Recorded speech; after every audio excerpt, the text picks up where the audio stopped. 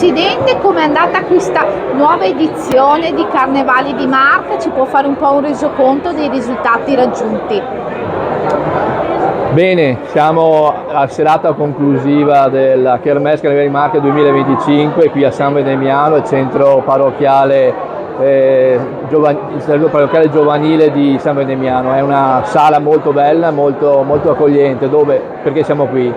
Intanto per tirare le somme di questa edizione che è stata molto buona, un'ottima riuscita di partecipazione del pubblico, stimate 250.000, 200 addirittura 80.000 persone, e anche tra l'altro non contiamo neanche gli spettatori che hanno assistito alle dirette televisive via streaming.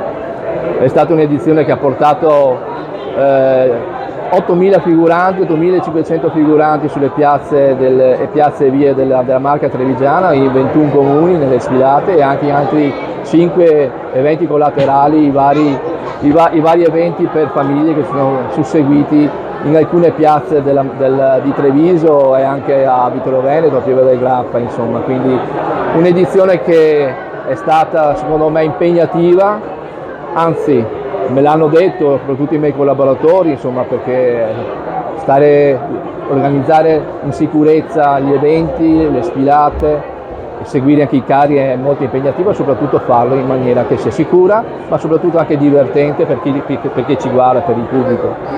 Un ringraziamento immenso voglio riservarlo ai nostri carri, ai nostri gruppi.